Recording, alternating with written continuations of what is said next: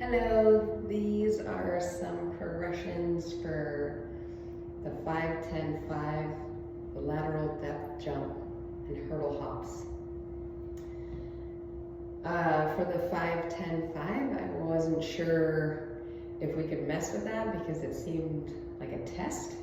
So I can't really mess with it if it was a test. But if I was just treating it as an exercise, a couple of the progressions I came up with were running to the end. If you have your left hand and you go to the left before you go to the other side, you jump up vertically and then go to the other side, right side, touch the ground, jump up and then finish. I was thinking about running the route and catching the ball there. The coach can also call out which direction instead of having the hand down. You can have both hands down or here, and then the coach can call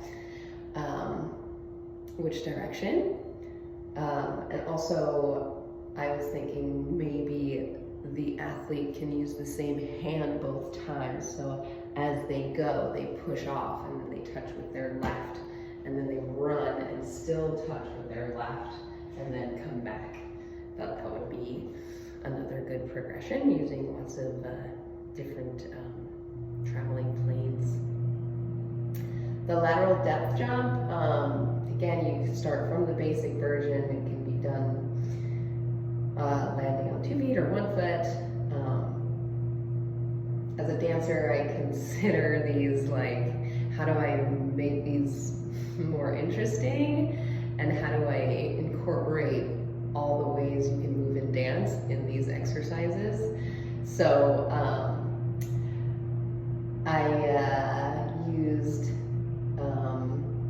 considered including speed, change of direction, and agility. Coaches can use whistles, flags, and verbal cues to indicate the athlete's direction of movement to facilitate perceptual and cognitive abilities. Same thing for the 5-10-5 as well.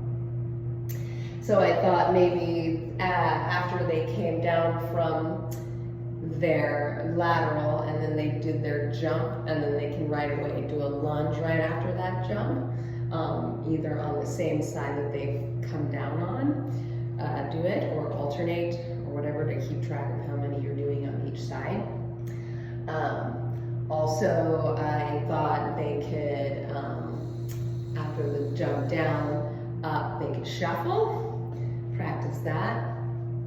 I also come up with adding rotation, jump down, jump up, and you rotate. You do quarter turns, 180, 360. Then I also was thinking like, oh, what about if it's like a combat, like wrestling sport? You could jump down, jump up, and then do a backward somersault, like you're like taking the guy and throwing him over your shoulder or something. And for the hurdle hops, same thing. You can, you have to base all of these on what the athlete needs and what their sport is, of course. Increase the number of hurdles, the height of hurdles. You can do it on 1 foot. You can use foot patterns and rotations.